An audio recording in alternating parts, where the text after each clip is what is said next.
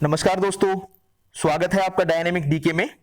Daily news with Dinesh Kumar के आज के वीडियो में हम बात करने वाले हैं 14 अगस्त 2020 की इंपॉर्टेंट न्यूज के बारे में।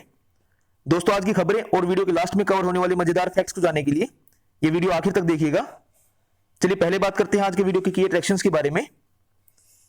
हमारे आज के वीडियो में फिक्की, यूनाइटेड नेशंस तथा डीआरडीओ यानी कि defence research and development organisation का जिक्र आया है, जिसे मैंने स्लाइड्स में ही ब्रीफ इंट्रोडक्शन के साथ अलग कलर में हाईलाइट कर दिया है। तो इनके बारे में जानने के लिए आप वीडियो की स्लाइड्स को ध्यान से देखिएगा। चलिए वीडियो शुरू करते हैं। प्रधानमंत्री नरेंद्र मोदी ने कहा है कि देश की कराधान प्रणाली फेसलेस बनाई जा रही है। इससे करदाताओं का डर दूर होगा और उन्हें भेदभाव से बचाया जा सकेगा। श्री मोदी ने वीडियो कॉन्फ्रेंसिंग के जरिए कल नई दिल्ली में transparent taxation honouring the honest portal का शुभारंभ किया। हमने कल की वीडियो में इसके बारे में बात की थी।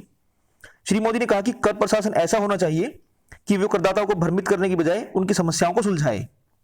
श्री मोदी ने कहा कि तकनीक से लेकर नियम तक सब कुछ सरल होने चाहिए। उन्होंने कहा कि कर प्रणाली को निर्बाध, सरल और फेसलेस बनाने का प्रयास किया जा रहा है। उन्होंने कहा कि ईमानदार करदाता राष्ट्र के विकास में महत्वपूर्ण भूमिका निभाता है। कर अधिकारियों की जिम्मेदारी है कि वे करदाताओं के साथ गरिमापूर्ण व्यवहार करें। श्री मोदी ने कहा कि लोगों को भी कर भुगतान की जिम्मेदारी को समझना चाहिए। प्रधानमंत्री ने कहा कि पिछले 6 सालों में सरकार ने बैंकिंग सुविधा से वंचित लोगों को यह सुविधा प्रदान करने पर ध्यान दिया। श्री मोदी ने कहा कि भारत ने कर प्रशासन में सुशासन लाने के लिए नया मॉडल विकसित किया है। उन्होंने कहा कि सुधारों के लिए प्रतिबद्धता के कारण भारत में विदेशी निवेशकों का विश्वास निरंतर बढ़ रहा है। श्री मोदी ने कहा कि सुधार निरंतर चलने वाली प्रक्रिया है और सरकार इस दिशा में कार्य कर रही है। उन्होंने कहा कि आज से शुरू हो रही नई व्यवस्था न्यूनतम सरकार अधिकतम प्रशासन यानी कि मिनिमम गवर्नमेंट मैक्सिमम गवर्नेंस के प्रति सरकार की प्रतिबद्धता को मजबूत करती है। यह भारत की कर प्रणाली में सुधार के साथ उसे सरल बनाने के प्रयासों को मजबूत करेगी। प्रधानमंत्री ने प्रत्यक्ष कर सुधारों का नया चरण भी शुरू किया। इसका उद्देश्य भारतीय अर्थव्यवस्था को बढ़ावा देने के लिए टैक्स सिस्टम को सरल बनाना और ईमानदार करदाताओं को पुरस्कृत करना है।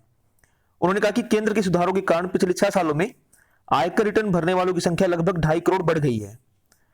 हालांकि उन्होंने कहा कि इस बात से इनकार नहीं किया जा सकता कि 130 करोड़ के देश में सिर्फ 1.5 करोड़ लोग ही इनकम टैक्स जमा करते हैं, जो कि बहुत कम है। तो एक बहुत अजीब सी बात है कि 130 करोड़ की आबादी हमारी है और केवल 1.5 करोड़ लोग ही टैक्स जमा करते हैं। यहां पर करदाताओं को कार्यालय बुलाए बिना आकलन और करदाता चार्टर कल से शुरू हो गया है और 25 सितंबर को पंडित दीनदयाल उपाध्याय के जन्मदिन से फेसलेस अपील की सुविधा भी शुरू होगी। भारतीय उद्योग और वाणिज्य परिसंघ यानी कि फिक्की के महासचिव दिलीप चेनोय ने इसे ऐतिहासिक कदम बताते हुए कहा कि यह मुख्य रूप से ईमानदार करदाताओं को लाभान्वित करेगा। फिक्की ने कराधान के दायरे में आने वाले लोगों से अपील की है कि वे समय पर कर का भुगतान करके देश के विकास में योगदान करें। बात करते कोविड-19 पर अपडेट की। भारत ने एक दिन में 8,30,000 से ज्यादा सैंपल्स की टेस्टिंग करके एक नया वर्ल्ड रिकॉर्ड बनाया है। देश में एक दिन में रिकॉर्ड 56,383 कोविड रोगी स्वस्थ हुए और देश में अब तक करीब 17 लाख कोरोना रोगी पूरी तरह स्वस्थ हो चुके हैं। केंद्रीय स्वास्थ्य मंत्रालय के अधिकारी ने बताया कि इस उपलब्धि से में केंद्र और राज्यों तथा संघ शासित प्रदेशों के एकजुट प्रयासों और अग्रिम पंक्ति के लाखों स्वास्थ्य कार्यकर्ताओं का विशेष योगदान रहा है। देश में कोविड से स्वस्थ होने की दर बढ़ के 70.77% हो गई है और कोविड मृत्यु दर घट के 1.96% रह गई है। अब तक कोविड मरीजों में से केवल 27.27% ही इन्फेक्टेड है। कोविड से स्वस्थ व्यक्तियों की संख्या मरीजों से 10 लाख से ज्यादा हो गई है। केंद्र सरकार ने अब तक 3 करोड़ से ज्यादा N95 मास्क और 1 करोड़ 28 लाख PPE किट राज्यों, केंद्र शासित प्रदेशों और विभिन्न केंद्रीय संस्थानों को वितरित किए हैं। बात करते हैं वंदे भारत मिशन की। वंदे भारत मिशन के तहत 1 अप्रैल से 31 जुलाई के बीच 38,896 यात्री विदेशों से बेंगलुरु की अंतर्राष्ट्रीय हवाई अड्डे पर पहुंचे। इनमें 186 वंदे भारत मिशन उड़ानें शामिल थी, जिनके जरिए 24,000 से ज्यादा यात्री विदेश से स्वदेश लाए गए। इसके अलावा भारत में फंसे यात्रियों को बाहर भेजने के लिए 174 उड़ानें संचालित की गई, जिनके जरिए 14,857 यात्रियों को बाहर भेजा गया। वंदे भारत मिशन की शुरुआत 7 मई को की गई थी। बढ़ते आगे। विदेश मंत्री सुब्रमण्यम जयशंकर ने कल जर्मनी के विदेश मंत्री हाइको मास के साथ कोविड-19 की स्थिति और वैक्सीन सहयोग पर चर्चा की। डॉक्टर जयशंकर ने बताया कि इस दौरान यूरोप और एशिया के घटनाक्रमों की भी समीक्षा की गई। दोनों नेताओं ने संयुक्त राष्ट्र सहित बहुपक्षीय साझेदारी की पुष्टि की। आगे बढ़ते हैं। भारत ने मालदीव को पुल परियोजना के लिए $10 करोड़ के अनुदान और $40 करोड़ की ऋण सुविधा की घोषणा की है। विदेश मंत्री सुब्रमण्यम जयशंकर ने कहा कि 6 किलोमीटर 700 मीटर के इस पुल को मालदीव की अर्थव्यवस्था के लिए बहुत महत्वपूर्ण माना जा रहा है। विदेश मंत्री ने कहा कि दोनों देशों के बीच व्यापार को बढ़ावा देने के लिए जल्दी ही माल ढुलाई के लिए नियमित फेरी सेवा भी शुरू की जाएगी। उन्होंने कहा कि दोनों देशों के बीच सीधी विमान सेवा फिर से शुरू होगी। नेक्स्ट खबर है, केंद्र सरकार ने अपने प्रधान वैज्ञानिक सलाहकार के कार्यालय के माध्यम से अब विज्ञान और प्रौद्योगिकी, नवाचार और उद्यमिता के विभिन्न क्षेत्रों में उच्च स्तर की विशेषज्ञता वाले संगठनों को आपस में जोड़ने के लक्ष्य के साथ आधिकारिक तौर पर पुणे नॉलेज क्लस्टर की स्वीकृति दी है। इसमें पुणे स्थित विश्वविद्यालय और महाविद्यालय, राष्ट्रीय और राज्य स्तर की अनुसंधान प्रयोगशालाएं, डीआरडीओ और प्रमुख उद्योग शामिल हैं। प्रधान वैज्ञानिक सलाहकार के कार्यालय द्वारा स्वीकृत किया जाने वाला यह पहला क्लस्टर है।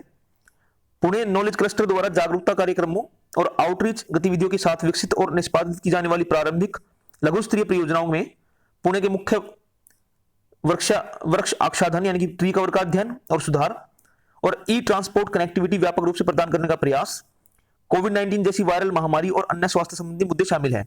यानी कि पुणे नॉलेज क्लस्टर जो होगा उसमें इन मुद्दों की बात की जाएगी और इन मुद्दों के बारे में डिस्कशन होगी। ये नॉलेज क्लस्टर शहरी जीवन की गुणवत्ता में सुधार के लिए बड़े पैमाने पर परियोजनाओं के प्रायोगिक अध्ययन भी करेगा। कोविड-19 महामारी से संबंधित मुद्दों और आत्मनिर्भर भारत की दृष्टि से संबंधित मुद्दों को ध्यान में रखते हुए कई बड़ी परियोजनाओं के प्रस्ताव को भी विकसित किया जा चुका है। पुणे नॉलेज क्लस्टर पर छात्रों के कौशल निर्माण और रोजगार के विकास के लिए युवा पेशेवरों की क्षमता बढ़ाने के लिए शैक्षिक और अनुसंधान संस्थाओं और उद्योग को साथ में लेकर अभिनव तरीके खोजने की जिम्मेदारी भी दी गई है। बात करते हैं आज की लास्ट खबर की। प्राइवेट रेलवे ऑपरेटरों को अपनी आमदनी गलत ढंग से प्रस्तुत करने अथवा उनकी वजह से रेलगाड़ियां रद्द होने के मामले में हर्जाने का भुगतान करना होगा। रेलवे ने कल प्राइवेट ऑपरेटरों के लिए महत्वपूर्ण कार्य निष्पादन निर्देशों का प्रारूप जारी किया। इन ऑपरेटरों को संचालित रेलगाड़ियों के विलंब से चलने अथवा समय से पहले गंतव्य पर पहुंचने के मामले में भी भारी हर्जाना देना होगा। प्रारूप दस्तावेज में कहा गया है कि प्राइवेट ऑपरेटरों को वर्ष के दौरान 95% समय की पाबंदी का अनुपालन करना होगा। रेलगाड़ी 15 मिनट से अधिक देरी से स्टेशन पर पहुंचती है तो इसे समय की पाबंदी का उल्लंघन समझा जाएगा। दोस्तों, ये थी आज की खबरें। बात करते हैं आज के स्टैटिक फैक्ट्स के बारे में। आज 14 अगस्त है। 14 अगस्त 1846 को सविनय अवज्ञा की अवधारणा के जनक हेनरी डेविड थोरो को टैक्स देने से मना करने पर जेल भेज दिया गया था।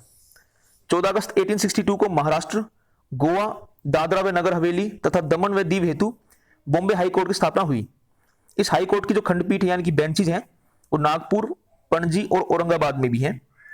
14 अगस्त 1885 को जापान का पहला पेटेंट रस्ट प्रूफ पेंट के आविष्कारक को दिया गया। 14 अगस्त 1896 को गांधी जी ने राजकोट में द ग्रीन पैम्फलेट नामक दस्तावेज का प्रकाशन किया। इस दस्तावेज में दक्षिण अफ्रीका में रह रही भारतीयों की दुर्दशा का वर्णन था।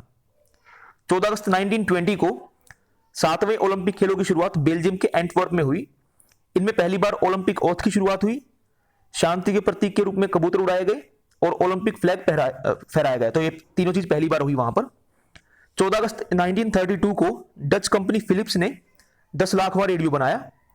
14 अगस्त 1936 को रैनी बैथियर नामक युवक को सार्वजनिक रूप से केंटुकी प्रांत के ओवेंसबोरो में फांसी दी गई। अमेरिका में सार्वजनिक रूप से दिया जाने वाला यह आखिरी मृत्युदंड था। 14 अगस्त 1941 को अमेरिकी राष्ट्रपति फ्रैंकलिन रूजवेल्ट तथा ब्रिटिश प्रधानमंत्री विंस्टन चर्चिल ने एक संयुक्त घोषणा पत्र पर जारी किया जो आगे चलकर अटलांटिक चार्टर कहलाया। इस दस्तावेज में सेकेंड वर्ल्ड वॉर के बाद विश्व के प्रति अमेरिका और ब्रिटेन के लक्ष्यों का जिक्र था। 14 अगस्त 1942 को प्रसिद्ध स्वतंत्रता सेनानी उषा मेहता ने अपने अंडरग्राउंड रेडियो से प्रसारण आरंभ किया। इसका इस्तेमाल स्वतंत्रता आंदोलन से जुड़े प्रसारणों हेतु किया जाता था। हमारी 11 अगस्त की जो न्यूज थी उसमें भी उषा मेहता का जिक्र आया था क्योंकि 11 अगस्त को उनकी पुण्यतिथि रहती है। 14 अगस्त 1945 को हो ची मिन जो है उनकी वियत मिन मूवमेंट ने जापान के आत्मसमर्पण के पश्चात फ्रांसीसी शासन के खिलाफ समन्वित विद्रोह की शुरुआत की। हो ची मिन जो है वियतनाम के बड़े नेता थे उस समय। 14 अगस्त 1947 को पाकिस्तान जो है वो एक आजाद देश बना तथा लियाकत अली खान इसके पहले प्रधानमंत्री बने। 14 अगस्त 1971 को अमेरिका में स्टैनफोर्ड प्रिजन एक्सपेरिमेंट्स की शुरुआत हुई। ये प्रयोग जो थे वो कैदियों और जेल अधिकारियों के बीच संघर्ष पर आधारित थे। कंट्रोवर्शियल होने के चलते इनको 6 दिन बाद यानी कि 20 अगस्त को ही बंद करना पड़ा था। 14 अगस्त 1980 को खान अब्दुल गफ्फार खान, जिन्हें फ्रंटियर गांधी यानी कि सीमांत गांधी के उपनाम से भी जाना जाता था, उन्हें भारत का हाईएस्ट सिविलियन अवार्ड जो है भारत रत्न वो दिया गया। वो ये सम्मान पाने वाले पहले नॉन इंडियन थे यानी गैर भारतीय थे। 14 अगस्त 1984 को अमेरिकी कंपनी IBM ने PC-DOS वर्जन 3 रिलीज किया। 14 अगस्त 2010 को पहले यूथ ओलंपिक्स की शुरुआत सिंगापुर में हुई उसके अलावा 14 अगस्त 2011 को famous film actor Shammi Kapoor की डेथ हुई। तो दोस्तों ये थी आज की खबरें और static facts. I hope you like the video. Please hit the like button, subscribe to my channel. अगर आपका वीडियो से रिलेटेड कोई सवाल है तो you can ask me by dropping a comment below. Share this video with all your friends and do not forget to press the bell icon. Thank you दोस्तों, bye.